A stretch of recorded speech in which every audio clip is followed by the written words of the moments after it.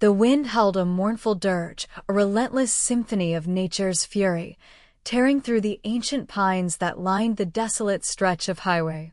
Snow, fine as dust yet heavy with intent, swirled in blinding eddies, painting the world in shades of monochrome, erasing the familiar contours of reality. Amelia, her breath coming in ragged gasps that plumed white against the biting air, clutched her golden retriever puppy, Barnaby, closer to her chest. His small body, a bundle of shivering warmth, was her only anchor in the maelstrom. The red wool of her sweater, once a vibrant splash of color, now seemed a defiant, almost desperate, beacon against the encroaching white. Each step was an act of sheer will, her boots sinking into the drifts that seemed to deepen with every gust. The weight of her small backpack, containing the paltry remnants of her life, pressed heavily against her shoulders, but it was the invisible weight of her grief and the sting of her in-laws' cruel words that truly threatened to buckle her knees. "You are no longer welcome here, Amelia. You brought nothing but misfortune. Take your dog and go." The words echoed in the frigid air, colder than the blizzard itself, stripping her of her last vestige of belonging. Barnaby whimpered softly, nudging his wet nose into her chin, a silent plea, a shared understanding of their shared plight. Amelia murmured reassurances, her voice hoarse, a fragile whisper against the roaring wind. "It's okay, boy. We'll find somewhere." "We always do," but even as she spoke, a tendril of despair, cold and insidious, began to coil around her heart. The forest, a looming silhouette of dark, skeletal trees, offered no solace, only the promise of deeper isolation. The world had shrunk to this brutal, unforgiving moment, and Amelia, a young widow barely 30, felt utterly, terrifyingly alone. Her fingers, numb despite her gloves, tightened around Barnaby, her only companion, her only family left in a world that had suddenly turned its back on her. The road ahead was an endless white expanse, blurring into the horizon, offering no sign of shelter, no promise of reprieve. Meanwhile, a sleek black BMW sliced through the blizzard's heart, its powerful engine a low growl against the storm's roar. Inside, the air was a stark contrast, warm, quiet, permeated by the subtle scent of leather and a faint hint of expensive cologne. Sang-hoon, his features etched with a certain formidable gravitas, his eyes, dark and piercing, scanned the swirling snow. He was not a man accustomed to detours, nor to unexpected delays. His world was one of meticulous planning, swift execution, and unwavering control. The unexpected snowstorm was an irritating anomaly, a minor inconvenience in a life governed by precision. He was on his way to an urgent meeting, a matter of delicate negotiations and significant consequences for his organization. His grip on the steering wheel was firm, his posture unyielding. He was a man who had built an empire from the ground up, navigating treacherous waters with a chilling blend of intellect and ruthlessness. Yet, despite his formidable exterior, there was an underlying current of watchfulness in his gaze, a habit born of a life lived on the razor's edge. He had seen too much, endured too much, to ever truly relax his guard. The world, in his experience, was a place of constant threat and shifting loyalties, and survival depended on an unyielding vigilance. He glanced at the rearview mirror, seeing only the swirling white chaos behind him, a stark reflection of the turbulent path he had forged. His mind, even amidst the storm, was a labyrinth of strategies, contingencies, and silent calculations. He was a force of nature in his own right, a man who bent the world to his will, not the other way around. Suddenly, a flicker of movement, a splash of defiant red against the monochrome canvas, caught Sang-hoon's eye. He instinctively slowed the car, his gaze narrowing. It was an anomaly, a stark deviation from the desolate landscape.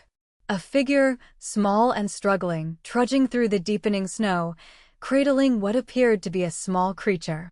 His initial thought was one of annoyance, another impediment, another delay. But then, as his car drew closer, the details sharpened, cutting through the blizzard's hazy veil.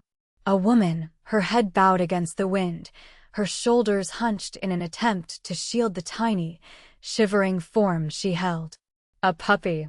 The sight, so incongruous with the brutal environment, struck him with an unexpected force, a subtle tremor in the carefully constructed facade of his composure. He had seen countless acts of human suffering, had inflicted some himself in the pursuit of his objectives, but there was something about this image, the sheer vulnerability, the desperate struggle against overwhelming odds, that resonated with a forgotten chord deep within him. It was a fleeting moment, a microsecond of unguarded emotion, quickly suppressed, yet undeniable. He considered driving past, dismissed the sight as an inconvenience, a distraction. But something held him back, a silent, almost imperceptible pull. The woman looked utterly lost, utterly alone, a stark reflection of a past he rarely allowed himself to revisit. He pulled the BMW to a slow, controlled stop a few yards ahead of her, the hum of the engine a low thrum against the storm's fury. Amelia heard the approaching hum before she saw the car, a low growl that cut through the wind's shriek. Her head snapped up, hope and trepidation warring within her. A black BMW, sleek and imposing, materialized out of the swirling snow, pulling to a stop just ahead. Her heart hammered against her ribs. Was it help? Or something worse? Her life had taught her to be wary, especially in moments of extreme vulnerability. The window, tinted and opaque, slowly lowered, revealing a man's face. His features were sharp, unyielding, framed by dark hair, his eyes like polished obsidian, observing her with an intensity that made her skin prickle. He was impeccably dressed, a stark contrast to her own disheveled, snow-dusted appearance. He looked like he belonged to a different world entirely, a world of power and privilege, far removed from her current desperate reality. Barnaby, sensing her tension, let out a soft whine, burrowing deeper into her arms. Amelia tightened her grip, a silent promise of protection. The man's gaze lingered on the puppy for a moment, an almost imperceptible softening in his otherwise stern expression. Then, his voice, deep and resonant, cut through the wind, surprisingly calm amidst the chaos. "Are you all right?" he asked, the words clipped, direct, devoid of overt emotion, yet carrying an unexpected weight. Amelia hesitated, her throat tight with cold and unshed tears. We need shelter," she managed, her voice barely a whisper against the storm. "We've been walking for hours," her eyes, wide and pleading, met his, a desperate plea for recognition, for humanity, in a world that had suddenly become so cold and unforgiving. Sang-hoon's gaze, though unblinking, took in every detail, the woman's chapped lips, the faint tremor in her hands, the way she clutched the puppy as if it were her last lifeline. He noted the quality of her worn coat, the exhaustion etched around her eyes, the quiet dignity that somehow persisted despite her evident distress. He had an innate ability to assess situations and individuals swiftly, to discern truth from deception, strength from weakness. In Amelia, he saw not weakness, but a profound, almost primal resilience. He saw a woman pushed to the brink, yet still standing, still fighting for the small life she held. The question, "Are you all right?" had been a formality, a necessary opening. Her answer, "We need shelter," was direct, honest, and utterly devoid of self-pity. This was not a plea for charity, but a statement of desperate need. He considered the implications. Taking on a stranger, especially one in such a vulnerable state, was anathema to his meticulously ordered life. It was a risk, an unpredictable element he rarely entertained. Yet, the image of her alone in the blizzard with that small, shivering creature continued to gnaw at something deep within him, a flicker of memory, a ghost from a past he had long buried under layers of hardened resolve. The wind whipped at his face, carrying with it the icy sting of the snow, a stark reminder of the peril she faced. He made a decision, swift and uncharacteristically impulsive. "Get in," he commanded, his voice firm, leaving no room for argument, yet with an underlying tone that was less a demand and more an unexpected lifeline. "You won't survive out here alone," he gestured to the passenger door, his expression unreadable. Amelia stared at him, a whirlwind of emotions swirling within her. Suspicion, fear, but also a desperate, fragile tendril of hope. The words, "You won't survive out here alone," resonated with a chilling truth. She looked at Barnaby, his small body trembling against her. She had no choice. To refuse was to succumb to the blizzard's cruel embrace. To accept was to step into the unknown, into the car of a stranger, a man whose stern demeanor offered no comfort, only a stark, undeniable offer of survival. She nodded, a silent acknowledgement of her defeat and her desperate need. Her legs felt heavy, each step a monumental effort as she made her way to the passenger side. With numb fingers, she fumbled with the door handle, the cold metal biting at her skin. The interior of the car was a sudden haven of warmth, a stark contrast to the glacial world outside. She slid onto the plush leather seat, pulling Barnaby onto her lap, his small body instantly relaxing in the sudden warmth. The scent of expensive leather and something faintly metallic, something almost dangerous, filled her nostrils. She watched as Sang-hoon, without a word, reached across and pulled a thick, wool blanket from the back seat, offering it to her. "For the dog," he said, his voice still low, still devoid of overt emotion, but the gesture was undeniably one of quiet care. Amelia took the blanket, her fingers brushing his for a fleeting moment. His skin was surprisingly warm, firm. She wrapped Barnaby in the blanket, stroking his head, feeling the tension slowly begin to drain from her own body. The car, once again, began to move, gliding smoothly through the deepening snow, leaving the howling blizzard behind, but carrying with it the unspoken question of where they were going and what this unexpected encounter truly meant. The silence in the car was profound, broken only by the hum of the engine and the soft, steady breathing of Barnaby. Amelia stole a glance at Sang-hoon. He was focused on the road, his profile etched against the swirling white, a man of mystery, a sudden, unexpected guardian in her darkest hour. The journey continued in a tense, watchful silence. Amelia, cradling Barnaby, felt the warmth of the car slowly seep into her bones, thawing the physical cold but doing little to dispel the chill of uncertainty that still clung to her. She occasionally glanced at Sang-hoon, trying to decipher the man behind the impassive facade.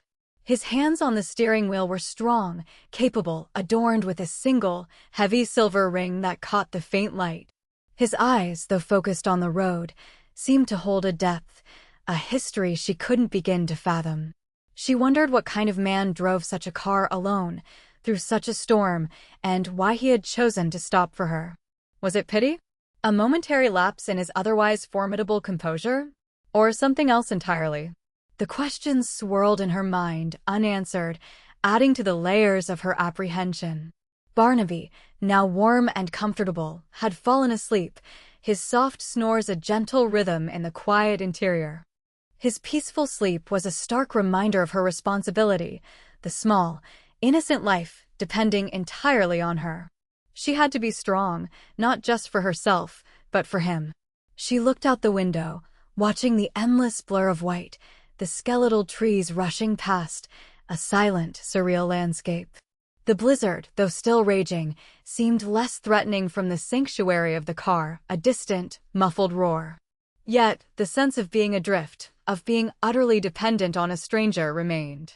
She felt a profound vulnerability, a raw exposure she hadn't experienced since the day her husband had died.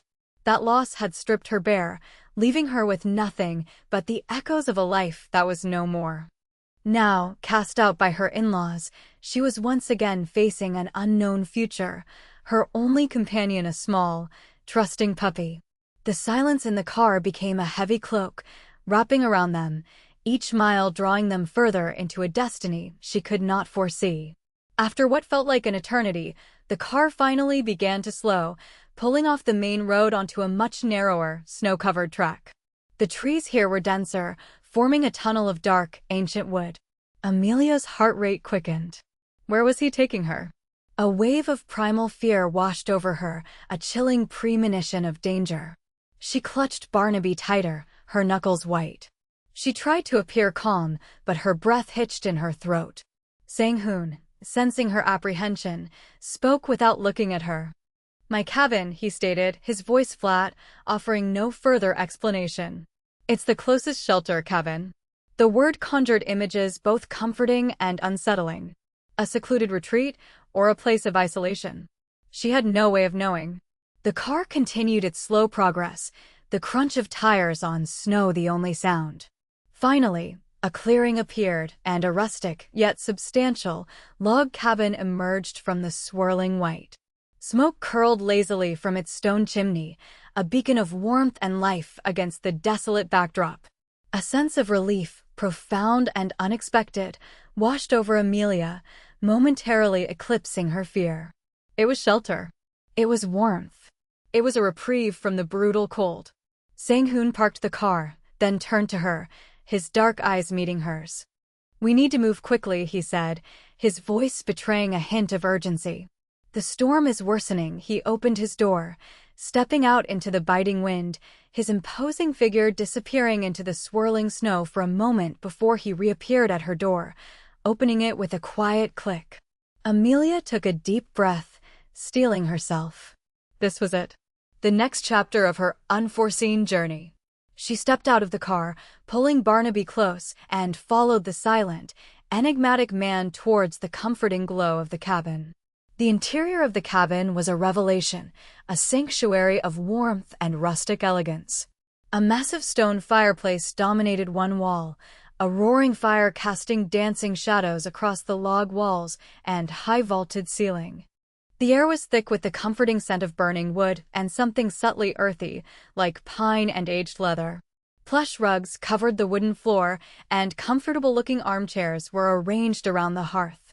It was not the sparse, utilitarian cabin she might have imagined, but a place of deliberate comfort, almost luxurious in its simplicity. Sang-hoon moved with an efficient grace, immediately heading to the fireplace, adding another log.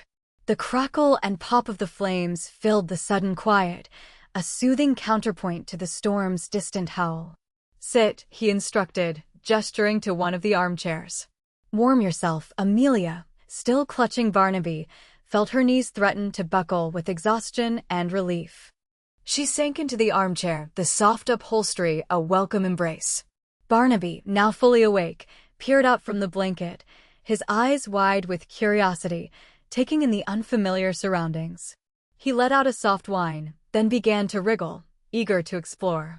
Amelia gently placed him on the rug near the fire, and he immediately began sniffing around, his tail wagging tentatively. Sang-hoon watched the puppy for a moment, a flicker of something unreadable in his eyes, before turning to a small kitchenette area. He began to prepare something, the clinking of pots and pans, a domestic sound that felt utterly incongruous with his formidable presence. Amelia watched him, still wary, but a deep, physical thawing had begun. The warmth of the fire, the quiet hum of activity, the sheer fact of being safe from the elements, it was a profound relief. She closed her eyes for a moment, letting the heat wash over her, the tension slowly bleeding from her shoulders. She was safe for now. But the questions remained, swirling like the snow outside, waiting for the silence to break, for the story to unfold.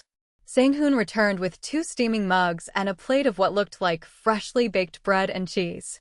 He placed one mug, filled with what smelled like herbal tea, and the plate on a small table beside Amelia.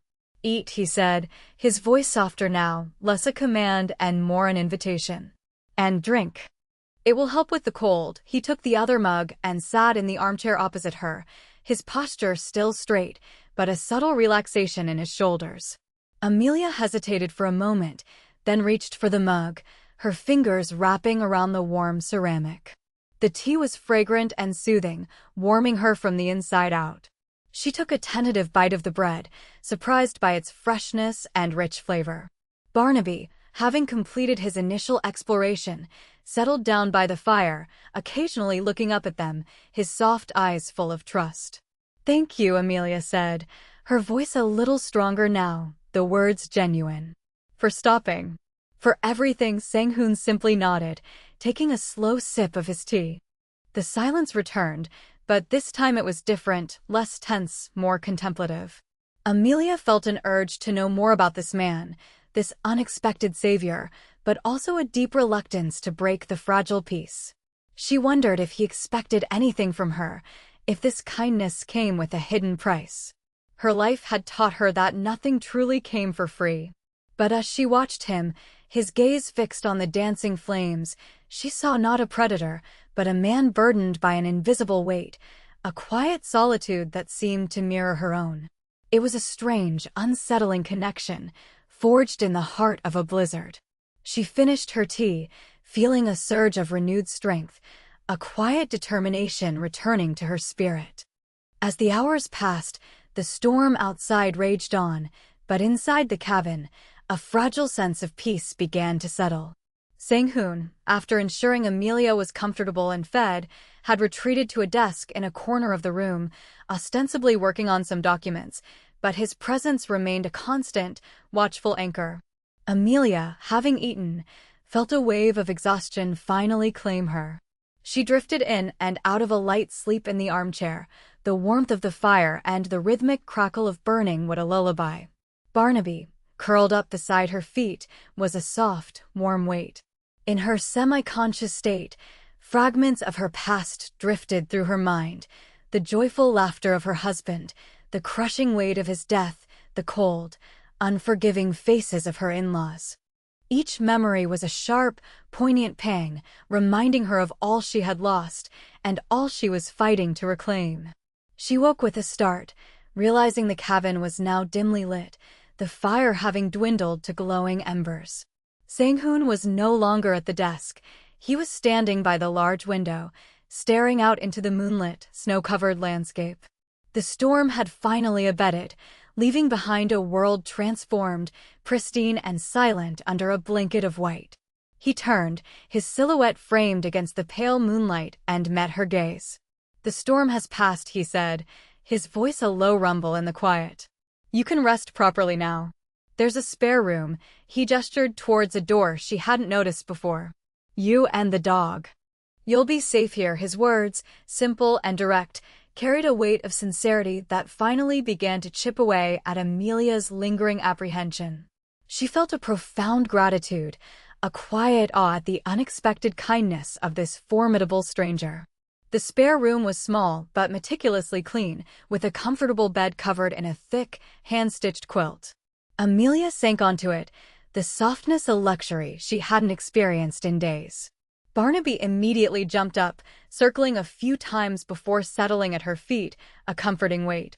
She lay there, listening to the silence, broken only by the distant hoot of an owl and the soft crackle of the dying fire from the main room.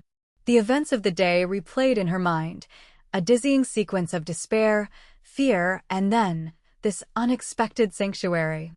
She thought of Sang-hoon, the man who had appeared like a dark angel in the heart of the storm. He was an enigma, a man of power and quiet intensity, yet capable of such unexpected compassion. What drove him? What secrets lay behind those dark, watchful eyes? She felt a strange pull towards him, a reluctant curiosity mixed with the lingering caution born of her painful experiences. She knew she couldn't stay here forever, that she had to find her own path, her own way forward. But for this night, in this quiet cabin, she was safe. She was warm. And for the first time in a long time, she felt a tentative flicker of hope, a fragile ember in the vast darkness of her grief. As she drifted off to sleep, she realized that no one truly survives alone. Sometimes, salvation comes from the most unlikely of places, from the most unexpected of hands, a testament to the interconnectedness of all lives, even those seemingly diametrically opposed. She felt a quiet stirring within her, a sense of resilience that had been buried under layers of sorrow, now slowly beginning to reemerge, strengthened by the simple act of a stranger's kindness. The next morning, the world outside was transformed into a breathtaking expanse of pristine white, glistening under a pale winter sun. The air was crisp and still, the blizzard a distant memory. Amelia woke feeling more rested than she had in weeks, the deep, restorative sleep a balm to her weary soul. Barnaby, sensing her awakening, stretched luxuriously, then nudged her hand with his wet nose, eager for the day to begin. She dressed, pulling on her now dry sweater, and made her way to the main room. Sang-hoon was already there, standing by the window, a mug of coffee in his hand, his gaze fixed on the snowy landscape. He seemed less formidable in the soft morning light, though no less imposing. He turned as she entered, offering a slight, almost imperceptible nod. "Good morning," he said, his voice calm. "There's coffee." And fresh bread. The smell of coffee filled the air, a comforting aroma. Amelia poured herself a mug, the warmth of the ceramic a welcome sensation. She joined him by the window, looking out at the dazzling, silent world. "It's beautiful," she murmured, a genuine smile touching her lips for the first time in what felt like an eternity. "Thank you again, Sang-hoon. For everything. I don't know what I would have done." He met her gaze, his dark eyes holding a complex mix of emotions she still couldn't quite decipher. "No one survives alone, Amelia," he stated, the words carrying a quiet weight, a profound truth. "We all face our own storms. Sometimes we need a hand." He paused, then continued, his voice taking on a more deliberate tone. "What will you do now?" The question hung in the air, direct and challenging, forcing her to confront the reality of her situation. She had no home, no job, no family to turn to. Just Barnaby and the clothes on her back. Amelia took a deep breath, the crisp air filling her lungs, steadying her. She looked at Barnaby, who sat patiently by her feet, his eyes full of unwavering loyalty. "I don't know yet," she admitted, her voice tinged with a familiar sadness, but also a new, quiet resolve. "My in-laws, they made it clear I'm not welcome. They blamed me for my husband's death, for all their misfortunes." Her voice faltered slightly, the pain of their rejection still raw. "I have nothing. No one left.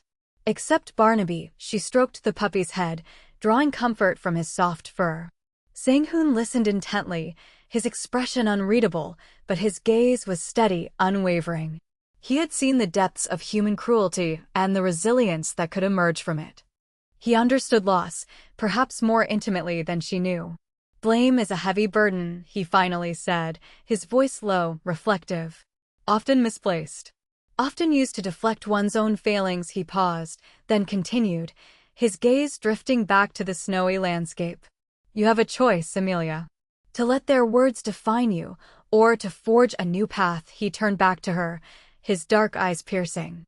"What did you do before? What are your skills?" Amelia considered his questions. "I was a teacher," she replied, a faint spark of her former self returning. "Elementary school. I loved it. I loved working with children." A small, wistful smile touched her lips. "And I'm good with animals. Barnaby was a rescue. I nursed him back to health." Sang-hoon nodded slowly, a thoughtful expression on his face. He walked to the window, his back to her, and stood in silence for a long moment, the quiet hum of the cabin the only sound. Amelia waited, her heart pounding with a mixture of fear and anticipation. The weight of her future, of Barnaby's future, rested heavily upon her. Sang-hoon turned back to Amelia, his expression now resolute, his dark eyes holding a newfound intensity. "My family, we have a foundation," he began, his voice measured, deliberate. "It supports programs for at-risk youth, educational initiatives, and a small animal rescue run by a distant cousin, but it needs more structure. More dedicated care." He paused, his gaze fixed on her, assessing, considering. "It's in the city. A different world from here. But it offers a chance. For you." "For Barnaby." Amelia stared at him, her mind reeling. The city. A foundation. A chance. It was an offer she hadn't dared to dream of, a lifeline thrown into the turbulent waters of her despair. She looked at Barnaby, who wagged his tail gently, as if sensing the profound shift in the air. I don't understand," she stammered, her voice thick with emotion. "Why? Why me?" Sang-hoon walked closer, his presence commanding yet no longer threatening. He stopped a few feet from her, his gaze unwavering. "Because you are resilient, Amelia. Because you have a quiet strength. Because you care for this creature, even when you have nothing else. And because," he continued, his voice softening almost imperceptibly, I have seen too many good people lost to the storms of life. No one should face them alone. Not truly alone, he extended a hand, not to her, but a gesture of invitation, of a path forward. Come with me, Amelia. Not as a charity case, but as someone who can make a difference. Someone who can help others, as you have been helped. Amelia looked at his outstretched hand, then into his dark, steady eyes. The offer was overwhelming, almost unbelievable, yet it resonated with a profound truth. It wasn't just about survival, it was about purpose, about healing, about finding a new beginning in the ashes of her old life. She thought of the children she used to teach, their bright, eager faces. She thought of the countless animals like Barnaby, waiting for a second chance. And she thought of herself, a widow cast out, now offered a beacon of hope by the most unexpected of saviors. The weight of her past, the coldness of her in-laws' betrayal, still lingered, but now a new warmth began to spread through her, a quiet fire of possibility. She looked down at Barnaby, who nudged her hand again, as if urging her forward. She knew in that moment that this was not just an escape from the blizzard, but an escape from the emotional ice she had been trapped in. It was a chance to rebuild, to heal, to find her place in the world again. She met Sang-hoon's gaze, a determined glint in her own eyes. Yes, she said, her voice clear and strong, devoid of any lingering doubt. Yes, I will come with you, Sang-hoon. Thank you. She felt a profound sense of release, a burden lifting from her shoulders. The journey ahead would be unknown, challenging, but she would not be facing it alone. She had found an unexpected ally, a silent guardian, and a path towards a future she could never have imagined. The drive from the cabin to the city was a quiet revelation. The snow-covered landscape slowly gave way to the familiar, yet now profoundly different, urban sprawl. Amelia watched the world go by, a sense of wonder mixed with a quiet determination. Sang-hoon drove with the same focused intensity, but the atmosphere in the car was lighter, filled with an unspoken understanding. He spoke little, but when he did, it was with purpose, explaining the intricacies of the foundation, the challenges they faced, the impact they hoped to make. He spoke of the children they served, the animals they rescued, and the quiet satisfaction of making a tangible difference in a world often consumed by darkness. Amelia listened, absorbing every detail, her teacher's mind already beginning to formulate ideas, strategies. She saw not just a job, but a calling, a chance to channel her grief and resilience into something meaningful. When they finally arrived at the Foundation's building, a modern, unassuming structure nestled amidst older brick buildings, Amelia felt a surge of nervous excitement. This was it. Her new beginning. Barnaby, sensing her anticipation, wagged his tail furiously, eager to explore his new domain. As they stepped out of the car, the bustling city life enveloped them, a stark contrast to the quiet solitude of the cabin. Sang-hoon led her inside, his hand resting lightly on her back, a subtle gesture of support and welcome. The warmth of the building, the murmur of activity, the faint scent of disinfectant and hope, it all combined to create a sense of belonging she hadn't felt in years. She looked at Sang-hoon, a silent promise in her eyes. She would not let him down. She would not let herself down. She would face this new storm, this new chapter, with the same quiet strength that had carried her through the blizzard, knowing that she was no longer alone, and that true healing often begins with the most unexpected connections. Remember, never face another storm alone. Find your light and let it guide you home.